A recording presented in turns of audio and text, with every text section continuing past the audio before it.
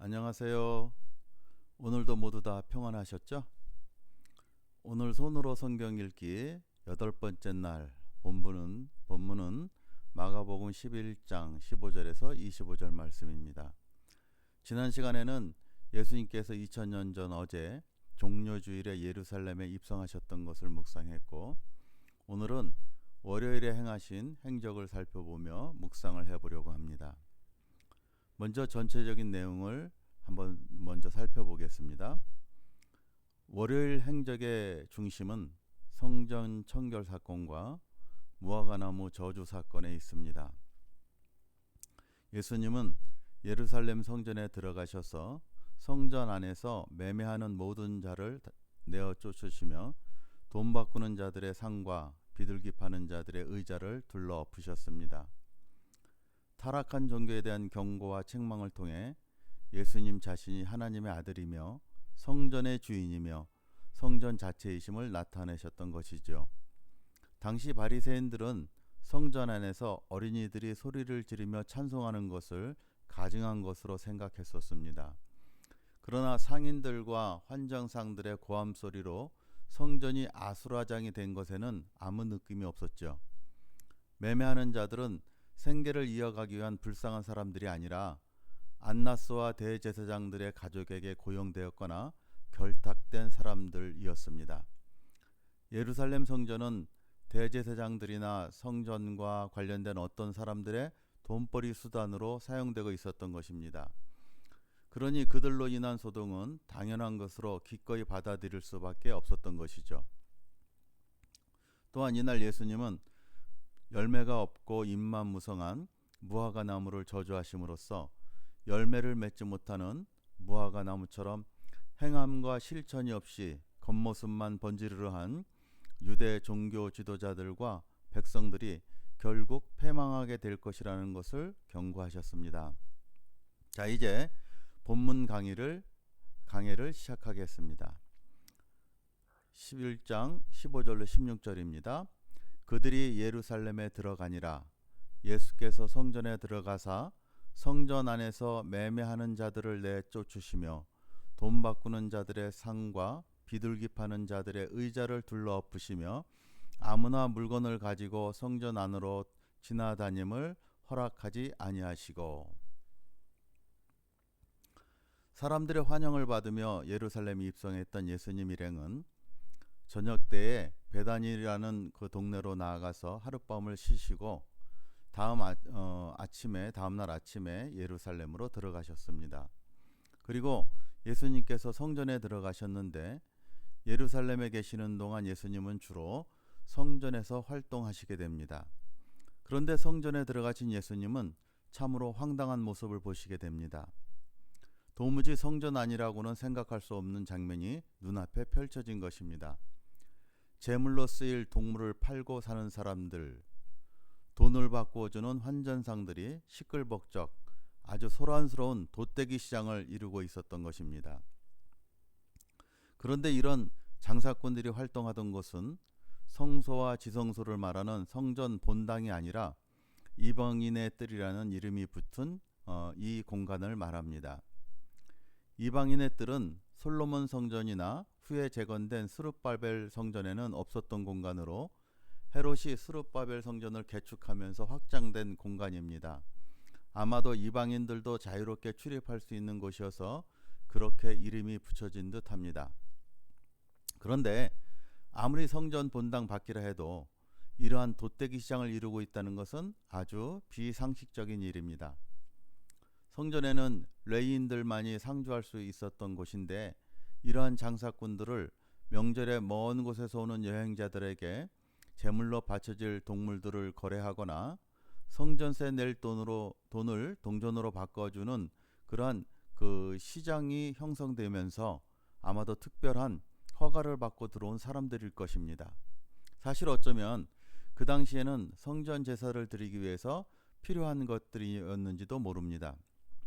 그런데 예수님은 그들을 내쫓으면서 강도의 소굴로 만들었다는 말씀을 하신 것으로 보아서 성전을 관리하는 제사장을 비롯한 레위인들과 장사꾼들 사이에 부정한 결탁이 있었을 것으로 짐작할 수 있고, 옛날이나 지금이나 이러한 부정한 결탁의 결과는 매점 매석, 폭리 등 부정한 거래가 뒤따르기 마련입니다.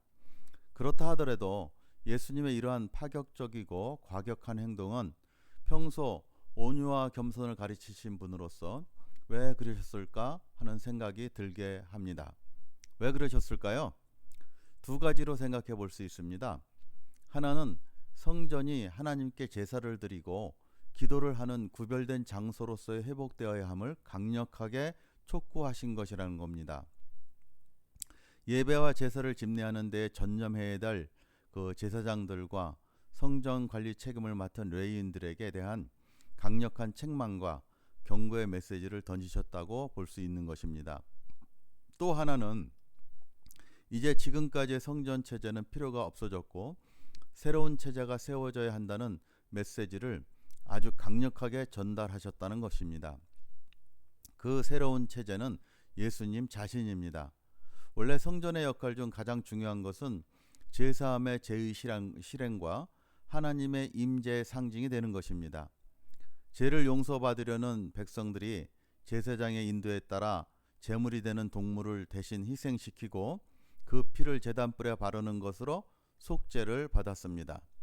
그리고 대제사장들은 1년에 단 하루 대속죄일, 유대 종교력으로는 7월 10일에 해당되는 이날에 지성소에 들어가서 속죄소에 임재하시는 하나님 앞에서 이스라엘 백성들 전체의 제사함을 위해서 제사를 드렸습니다. 그런데 이제 예수님이 대제사장이 되셔서 십자가에서 몸소 희생제물이 되시고 죄로 타락하여 하나님과 화목했던 관계가 깨어진 인간들과 하나님 사이에 막혔던 담을 허물기 위해 화목제물이 되신 예수님이 과거 성전의 역할을 대신하게 되실 것입니다. 그러니까 이제 제사함을 통하여 하나님의 백성으로 온전한 회복은 예수님을 통하여만 가능해지는 새로운 질서가 세워지게 될 것을 강력하게 표현하신 것이라고 해석해 볼 수 있는 것입니다. 물론 예수 그리스도 복음을 잘 알고 있는 오늘 우리들은 당연히 잘 알고 있는 내용이지만 당시 대제사장들을 비롯한 종교 지도자들은 자기들의 잘못된 행동은 덮어두고 장사꾼들을 내어 쫓으며 책망하시는 예수님의 행동이 이해가 되지 않고 화가 나고 짜증이 났을지도 모릅니다. 마가는 17절에서 예수님께서 분노하신 이유를 이렇게 밝히고 있습니다. 이에 가르쳐 이르시되 기록된 바 내 집은 만민이 기도하는 집이라 칭함을 받으리라 하지 아니하였느냐.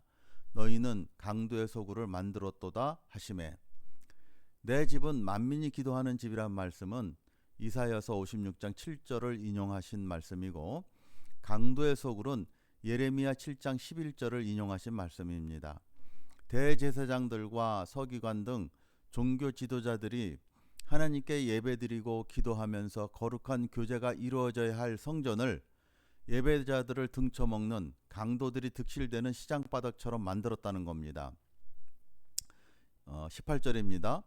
대제사장들과 서기관들이 듣고 예수를 어떻게 죽일까 하고 꾀하니 이는 무리가 다 그의 교훈을 놀랍게 여김으로 그를 두려워함일러라. 이러한 예수님의 행동은 대제사장들과 서기관들에게 걸림이 되었습니다. 찔림이 되었죠. 성전을 강도의 소굴로 만들었다는 예수님의 날카로운 지적과 책망에 양심이 찔렸겠죠. 예수님을 당장이라도 제거해버리고 싶은 마음이 굴뚝 같았을 것입니다. 그러나 정작 예수님을 해치려는 음모를 선뜻 행동으로 옮길 수가 없었습니다. 무리가 다 그의 교훈을 놀랍게 여김으로. 왜냐하면 예수님의 말씀과 파격적인 성전 청소 행동에 대하여 무리들이 동감하고 권위 있게 받아들이는 등 관심을 가지고 지켜보고 있었기 때문입니다. 대제사장들과 서기관들은 하나님의 마음과 말씀보다는 자기들과 결탁된 로마 정부와 그들을 바라보고 있는 군중들의 시선을 더 두려워하고 있었습니다. 군중들의 지지를 잃으면 자기들이 지금껏 누려오고 있는 기득권을 지키기 어렵다는 것을 잘 알기 때문입니다. 19절입니다. 그리고 날이 저물매 그들이 성 밖으로 나가더라. 우리말 성경은 그들이를 예수님과 그의 제자들이라고 번역하고 있습니다. 즉 예수님 일행은 유월절 기간 동안 베단이라는 동네 어디엔가 숙소를 정하고 아침에 예루살렘 성내로 들어갔다가 저녁에는 다시 베단이로 돌아가 쉬셨던 것 같습니다. 아마도 예수님께 고침을 받았던 시몬의 집이거나 나사로, 마르다, 마리아 이 삼남매 집에서 지내지 않으셨을까 짐작을 한번 해봅니다. 20절입니다. 그들이 아침에 지나갈 때에 무화과 나무가 뿌리째 마른 것을 보고. 예수님 일행이 그 다음날 아침 베다니에서 예루살렘으로 들어오다가 무화과 나무가 뿌리째 말라 죽은 것을 발견합니다. 그리고 베드로가 이렇게 말씀합니다. 21절 베드로가 생각이 나서 여짜오되 라삐여 보소서 저주하신 무화과 나무가 말랐나이다. 오늘 본문보다 앞선 구절에서 한 가지 일이 있었습니다. 예수님이 베다니에서 밤을 지내시고 다음날 아침에 예루살렘으로 다시 들어가실 때 배가 고프셨었는데 마침 길가에 무화과 나무가 있었습니다. 그 무화과 나무는 잎이 무성한 건강한 나무였는데 다가가 열매를 찾아보셨지만 열매가 없었습니다. 그때 예수님께서 사람이 내게서 영원히 열매를 따지 못하리라고 말씀하셨었는데 그 다음날 아침에 지나가다 보니까 무화과 나무가 뿌리째 말라버린 것을 보고 베드로가 예수님께 그 상황을 말씀드린 겁니다. 베드로가 예수님을 랍비라고 불렀는데 이 랍비라는 말은 히브리 말로 나의 스승님 혹은 나의 주인님이란 뜻을 가진 존칭어입니다. 유대교에서는 율법학자나 존경받는 선생님을 랍비라고 높여서 불렀습니다. 제자들은 예수님을 종종 랍비라고 불렀습니다. 예수님은 잎만 무성하고 열매가 없는 무화과 나무에서 하나님의 백성다운 삶의 열매를 맺지 못하고 있는 대제사장, 서기관 등 종교 지도자들의 모습을 보셨던 것 같습니다. 그들은 부패해서 하나님께 예배드려야 하는 성전을 돈을 벌기 위해 장사하는 저작거리로 전락시켰습니다. 또 백성들을 하나님 말씀으로 인도해야 하는 기본적인 사명을 망각하고 세속적이고 물질적 욕심을 채우기 위해서 성전을 이용했습니다. 백성들 역시 성전에서 제사를 드리고 성전에서도 내는 그러한 일상적인 예배 생활을 했지만 진심으로 예배하고 기도함으로 하나님과 교제해야 하는 신앙인의 참 모습들을 보이지 않고 있었습니다. 예수님을 왕을 맞이하듯이 환영했던 인파가 예수님을 십자가에 처형하라는 그런 선동에 말려들었고 또 무기력하게 죽음의 길로 향하는 듯해 보이는 예수님의 모습을 보고 비웃고 조롱하는 무리들로 변해가는 것을 보면 부패하고 부정직한 지도자를 탓할 것 없이 백성들의 삶 속에서도 하나님이 기대하시는 거룩한 백성의 모습을 보여드려야 하는데 그들에게서도 하나님의 자녀로서의 열매를 볼 수가 없었던 것입니다. 무화과 나무가 열매를 맺어야 제 역할을 다하는 것처럼 성전은 유대인이든 이방인이든 가난한 자이든 부유한 자이든 권세 있는 자이든 힘없는 백성이든 누구나 하나님을 예배하고 기도하는 거룩하게 구별된 장소이어야 합니다. 오늘 우리의 모습을 생각해 보면 우리 그리스도인들도 열매 맺는 사람들이 되어야 할 것입니다. 갈라디아서 5장 22절 23절 말씀에 말씀하는 성령의 열매를 삶의 현장에서 맺어야 하고 예수님이 마지막까지 당부하셨던 복음 전파의 열매도 맺어야 합니다. 세상에서 소금이 되어야 하고 빛이 되라는 말씀, 이 말씀이 곧 그리스도인이 열매를 맺는 삶을 살아야 한다는 말씀일 것입니다. 다음으로 22절입니다. 예수께서 그들에게 대답하여 이르시되 하나님을 믿으라. 열매 없는 무화과 나무가 말라버린 것처럼 하나님께서는 재구실을 하지 못하는 성정과 종교 지도자들을 무너뜨리고 새로운 질서를 세우실 것입니다. 그 새로운 질서는 예수 그리스도를 통해 이루어지는 하나님 나라 백성 모으기 곧 복음이 될 것입니다. 이러한 하나님의 계획은 지체 없이 확실하게 이루어질 것임을 믿으라는 예수님의 촉구입니다. 그래서 예수님은 제자들에게 그 나라를 위해 담대히 기도하라고 말씀하십니다. 23절입니다. 내가 진실로 너에게 이르노니 누구든지 이 산더러 들려 바다에 던져지라 하며 그 말하는 것이 이루어질 줄 믿고 마음에 의심하지 아니하면 그대로 되리라. 믿는 자가 구하는 믿음의 기도는 반드시 들어주신다는 약속입니다. 이것이 신실하신 하나님의 섭리의 원리이고 하나님 나라를 사는 성도의 생활 방식이 됩니다. 산이 들려져서 바다에 던져지는지 한번 실험해 보라는 말씀이 아니라 그대로 되리라. 말씀대로 기도하면 약속대로 받는다는 확신을 주시는 말씀입니다. 그래서 예수님은 다시 한번 강조하여 말씀하십니다. 24절 그러므로 내가 너희에게 말하노니 무엇이든지 기도하고 구하는 것은 받은 줄로 믿으라. 그리하면 너희에게 그대로 되리라.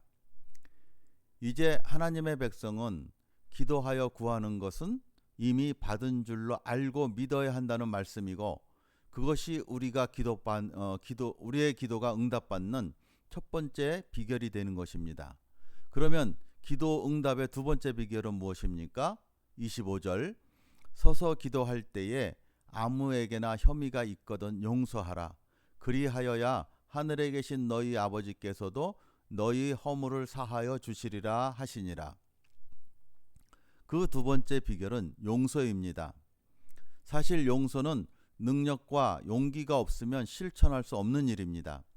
내가 용서할 능력이 안 되고 용기가 나지 않는다면 하나님 아버지께서 나의 죄를 용서해 주시기 위해 사랑하시는 독생자 예수 그리스도를 십자가에 매달리게 하는 고초를 겪게 하셨다는 것을 기억하시기 바랍니다.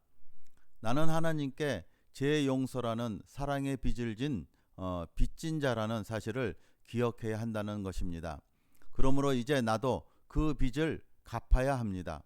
결국 용서는 나의 능력이 아니라 나와 하나님 아버지와 맺어진 믿음과 사랑의 열매인 것입니다. 저와 여러분은 열매 없는 무화과 나무가 되지 말고 잎도 풍성해서 나그네에게 쉼터도 제공할 수 있고 열매도 풍성히 맺어서 배고픈 이들을 배불리는 무화과 나무가 되어야 할 것입니다. 이제 말씀을 정리해 봅니다. 예수님은 마지막 일주일 중 첫째 날 월요일에 열매 없는 무화과 나무의 교훈과 더불어 성전을 깨끗이 하시는 모습을 보여주셨습니다. 성전의 청소와 만민이 기도하는 집으로의 회복에 대한 말씀은 새로운 하나님 나라의 질서를 깨닫게 하시고 오늘날 코로나19로 인해 흐트러지는 듯한 또 희미해지는 듯한 또 가볍게 여겨도 또 형편껏 해도 되는 듯이 변해가는 예배의 회복을 촉구하시는 말씀의 검으로 우리의 내리를 찔러옵니다. 열매 없이 잎만 무성한 무화과 나무를 뿌리째 마르게 했던 엄중한 심판의 말씀이 열매 맺지 못하는 나의 신앙적 삶을 아프게 찔러옵니다. 우리는 하늘에 계신 우리 아버지의 사랑을 입은 자녀답게 예배를 회복하고 열매 맺는 삶으로 회복하고 원수까지 품고 용서할 수 있는 신앙인의 모습을 회복해야 합니다. 기도합니다. 사랑이 많으신 하나님 아버지, 고난주간 첫날을 지내며 성전 청소 사건을 통해서 또 열매 맺지 못하는 무화과 나무의 교훈을 통해서 저희들에게 기대하시는 아버지 하나님의 마음을 깨닫게 하시니 감사드립니다.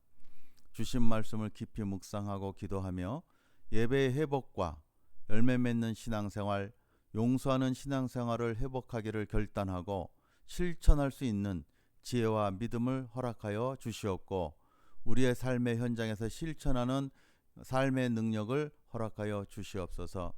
하나님 아버지, 저희 주능력교회 어린이 청소년 성도들 그리고 교사들에게 지혜를 주셔서 하나님의 말씀을 읽고 쓰고 묵상할 때에 독생자를 세상에 보내시고 십자가 고난의 길에 오르게 하시는 아버지 하나님의 마음을 헤아릴 수 있는 시간들이 되게 하시고 감사함으로 저희에게 주신 새 생명을 기뻐하며 이 좋은 소식을 땅끝까지 전파하겠다는 결단과 실천이 있는 시간들이 되게 하여 주옵소서. 예수님의 이름으로 감사하며 기도드립니다. 아멘.